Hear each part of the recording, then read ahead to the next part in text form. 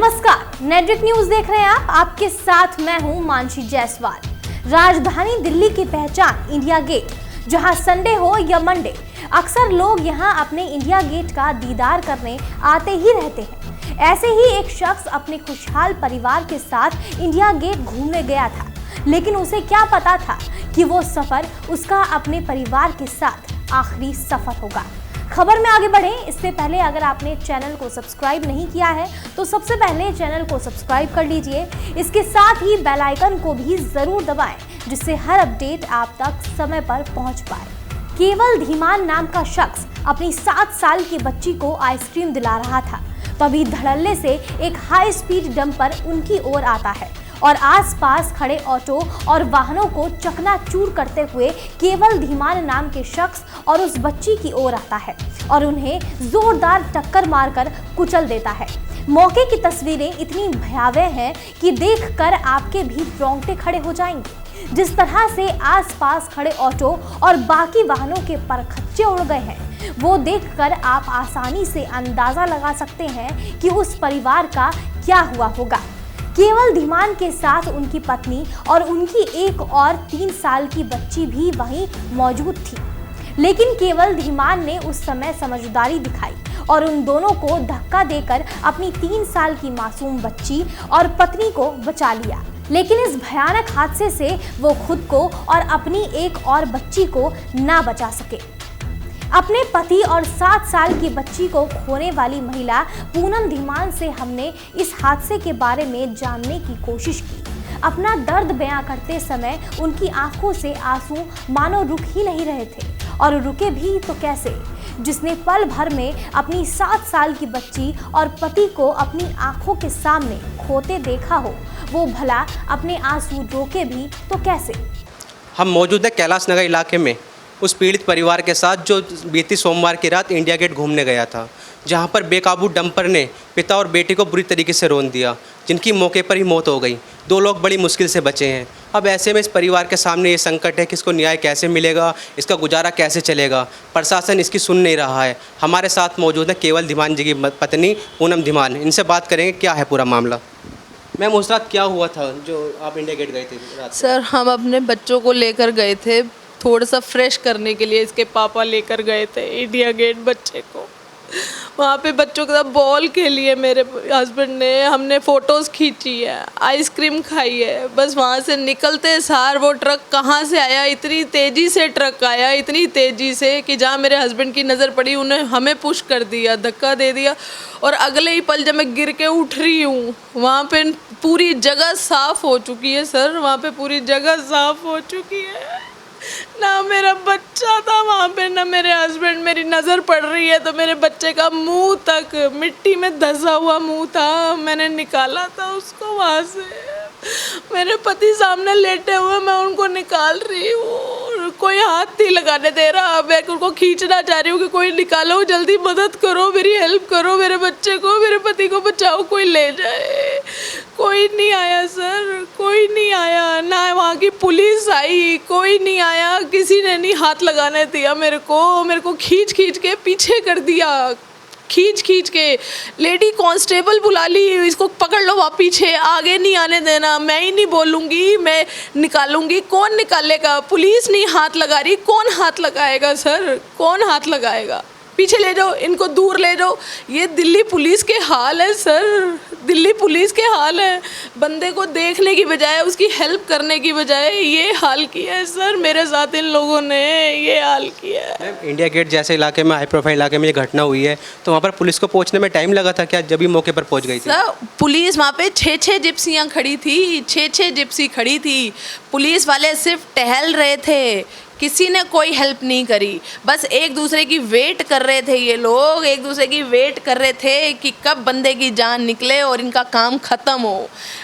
अगर ये लोग थोड़ी सी अपनी ड्यूटी टाइम से पूरी कर लेते ना, तो मेरा बच्चा सलामत होता, मेरे पति ठीक होते। सर, दिल्ली पुलिस को ना जब कभी चालान काटने हो ना, वो फट से गाड़ी कहीं पर भी हो ना पकड़ी जाएगी, इमीडिएट चालान भी कटेंगे।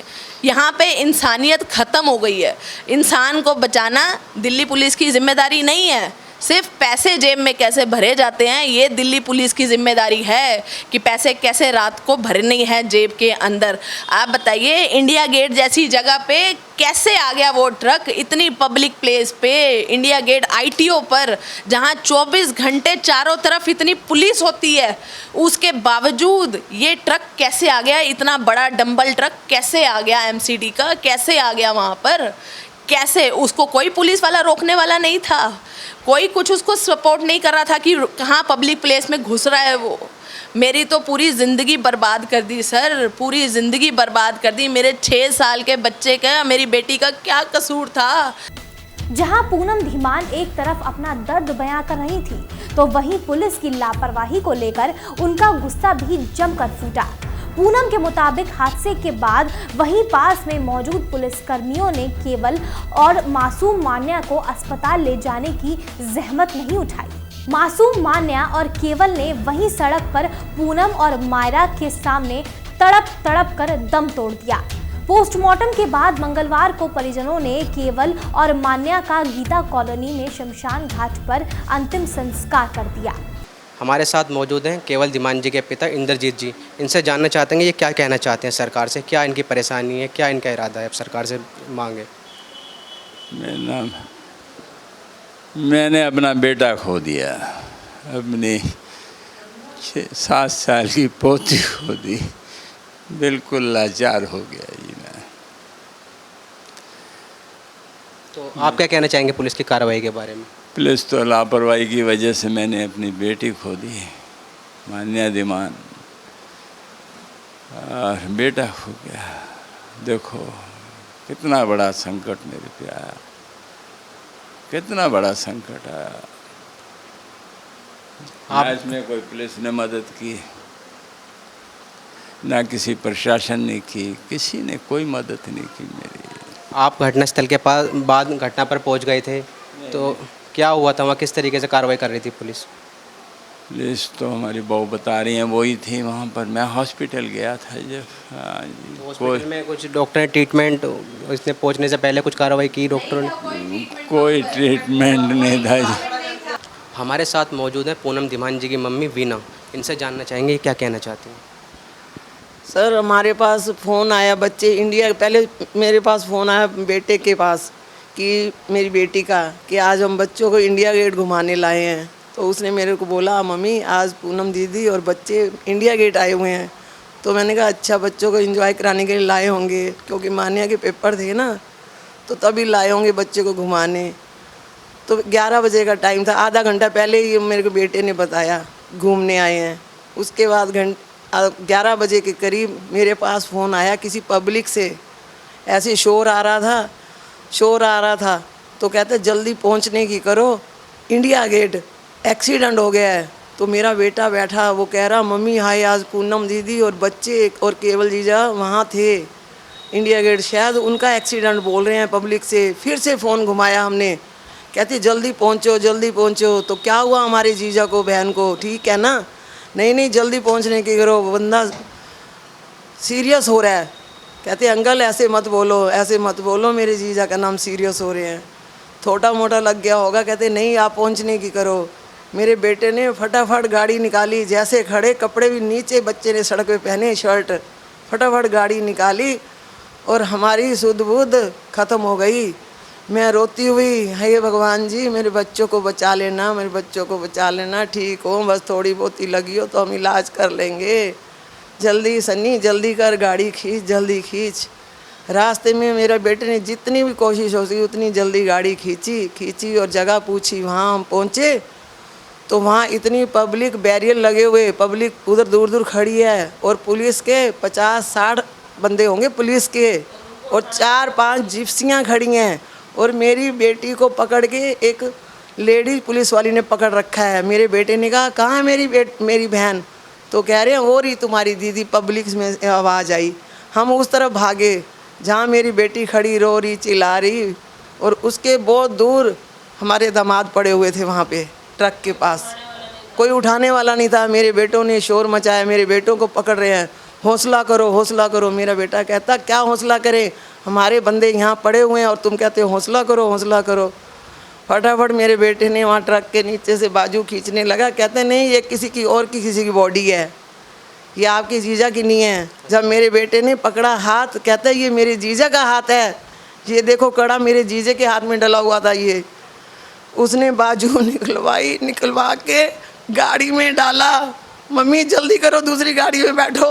मैंने कहा बच्चा कहाँ, जो मेरी दूसरी बेटी थी मान्या, उसको कहाँ भेजा आपने?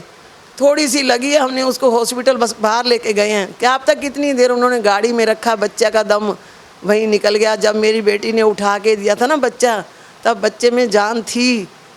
ये रो के चिल्ला के बोली कि ले जाओ, जल्दी ले जाओ, मेरा बच्चा बच जाएगा। हाँ ले जाते हैं। बच्चे को लेके गाड़ी में डाला। कब हमारा तो घर का कोई था नहीं, ये बेचारी अकेली थी, वहाँ रो रही थी। छोटा बच्चा और था साथ, वो पब्लिक छीन रही हमें दो बच्चा इसने नहीं दिया, नहीं तो वो बच्चा भी कोई उठा के ले जाता। इसने ये हिम्मत करी कि वो बच्चा दूसरा नहीं पकड़ाया इसने हाथ में कि नहीं मैं बच्चा नहीं दूंगी, ये वाला मेरा दूसरा बच्चा कहाँ है। कोई पब्लिक में से बोल रहा कौन सा तुम्हारा दूसरा बच्चा? कहती नहीं मेरा बच्चा यहाँ मिट्टी में दबा हुआ था, ट्रक वाले ने मारा है। वो कहते, कोई कहता है वो ले गए हैं। जब मैंने जाके पूछा पुलिस वालों से, कहा बच्चा कहाँ है हमारा, तो कहने लगा कि हमने हॉस्पिटल भेज दिया है। हमारे साथ हैं केवल धीमान जी के भाई मुकुल धीमान। तो आप गए थे वहाँ पर उस मौका वारदात पे पहुँचे? जैसे ही वहाँ गया तो मैंने देखा कि वहाँ पे कोई डॉक्टर नहीं था एक भी। सारे डॉक्टर बाहर बैठे हुए बातें कर रहे हैं, चाय वगैरह पी रहे हैं, सब हम अंदर रो रहे हैं। सारे पुलिस वाले खड़े हुए हैं, बॉडीगार्ड खड़े हुए हैं, अंदर नहीं जाने दे रहे कि क्या हुआ क्या नहीं हुआ, देखने दो हमें देखने दो। अंदर जाके हम ज़बरदस्ती, मेरे बड़े भाई जो आए, सबसे बड़े वाले भाई जो आए, एक जो बीच वाले भाई हैं वो भी यहाँ पे उपस्थित नहीं है, कोई काम से बाहर गए हुए हैं। वो जो आए, जब उन्होंने अंदर गेट तोड़ के अंदर गए, जब हमने देखा आगे तो हमारी आंखें फटी की फटी रह गई। वहाँ पे कोई ट्रीटमेंट का एक से एक चीज़ सामान नहीं था, वहाँ पे कोई चीज़ नहीं पड़ी हुई। भैया की बॉडी पड़ी हुई और मेरी छोटी भतीजी बॉडी पड़ी हुई, दोनों वहाँ पड़े हो। सारे पुलिस वाले बाहर खड़े हो क्या आपस में बातें कर रहे हैं, ये नहीं कुछ करो, कुछ डॉक्टर को बुलाओ, आवाज़ें मारो, कुछ तो करो। कोई कुछ करने को राजी नहीं है। इतने सारे बॉडीगार्ड मंगा रखे कि यहाँ पे भगदड़ना चालू हो जाए। हमें रोक रहे हैं, सब फैमिली वालों को रोक रहे हैं, सबको बाहर भेज रहे हैं, लेडीज़ वगैरह सबको बाहर धक्का मार के बाहर कर रहे हैं कि कुछ तो करो, हम कहे कुछ तो कर दो। हम बाहर बैठ जाते हैं, उन्हें जगाओ, उन्हें कुछ तो करो। उन्हें हम जब भी देख रहे हैं अंदर। जिस दौरान केवल धीमान जी को अस्पताल में ले जाया गया, डॉक्टर मौजूद थे, आपने डॉक्टर से क्या कहा कि ट्रीटमेंट करिए? उन्होंने क्या कहा? वो सुनने कोई राजी नहीं हो रहा, कोई डॉक्टर सुनने कोई राजी नहीं हो रहा। आ रहे हैं हम डॉक्टर के पीछे पीछे बोल रहे हैं, वो जा रहे हैं भागे, बोलते ही नहीं, कुछ बात ही नहीं कर रहे ढंग से, सीधे वो बात ही नहीं कर रहे, अपना आते हैं चुप करके चले जाते हैं, जा रहे हैं, बाद में बोल रहे हैं कि ऐसे ऐसे ये ऐसे हो गए। तो आपने देखा किस तरीके से एक डॉक्टर जो इंसान की जान बचाने का वचन लेता है, शपथ लेता है कि मैं हमेशा अपने काम के कर्तव्य निष्ठा रखूंगा, लेकिन वहीं जब ऐसा एक्सीडेंट हो गया, एक मासूम बच्चा, एक पति बेचारा लाचार, इतनी बेकार स्थिति में अस्पताल में है, उसे ऑक्सीजन तक नहीं दिया जा रहा है, आईसीयू में नहीं ले गए और स्टेशन पर लिटाया गया और ऊपर से परिवार वालों को बाहर कर दिया जा रहा है। पुलिस खड़ी है, डॉक्टर इधर उधर घूम रहे हैं। तो ये कैसी मानवता है? ये तो मानवता को शर्मसार करने वाला केस है। तो सरकार इस पर संज्ञान ले, डॉक्टरों के खिलाफ कार्रवाई, और जो लापरवाह पुलिस वाले हैं जिसमें किसी भी गलती सामने नजर आ रही है उनके खिलाफ सख्त एक्शन ले। कैमरामैन अरुज के साथ वसीम सब्बाक, नेटवर्क न्यूज़, दिल्ली। ऐसे में सवाल उठने तो लाजमी है कि रात को मौत बनकर दौड़ रहा डंपर आखिर इंडिया गेट पर कैसे आया। राजधानी दिल्ली का इंडिया गेट, जहां सुरक्षा को लेकर कड़े इंतजाम का हवाला हमेशा दिया जाता है, वहां ओवर स्पीड डंपर मौत बनकर दो लोगों की सरेआम जान ले लेता है और बेसुध पत्नी अपने पति और बच्ची को खून से लथपथ हालत में उठाने की कोशिश करती है और उनके सामने ही उनका आधा परिवार पल भर में खत्म हो जाता है। ऐसे तो आए दिन ओवर स्पीड के चलते ऐसे हादसे होते रहते हैं, लेकिन इंडिया गेट जैसी जगह हजारों की संख्या में रोजाना लोग आते हैं। वहां इस तरह का हादसा होना पुलिस प्रशासन और सरकार पर भी कई सवालिया निशान खड़े करता है। फिलहाल डंपर ड्राइवर पर मुकदमा दर्ज कर लिया गया है और उससे पूछताछ भी की जा रही है, लेकिन सवाल ये उठता है कि क्या ड्राइवर के ऊपर अब कार्रवाई करने से एक मां को उसकी मासूम बच्ची वापस मिल जाएगी? क्या उस पत्नी को उसका पति वापस मिल जाएगा? क्या घर में 3 साल की बच्ची को उसके पापा और उसकी बड़ी बहन वापस मिल पाएंगी? घर में 3 साल की बच्ची जिसने अभी तक ठीक से बोलना भी नहीं सीखा है, वो अपनी माँ से बस एक ही सवाल कर रही है कि माँ, पापा और दीदी कब आएंगे। इन बच्ची के सवालों के जवाब ना आप दे पाएंगे और ना ही हम। फिलहाल के लिए इतना ही। खबरों से अपडेट रहने के लिए चैनल को सब्सक्राइब जरूर करें। आप देख रहे हैं नेट्रिक न्यूज, साहस सच कहने का।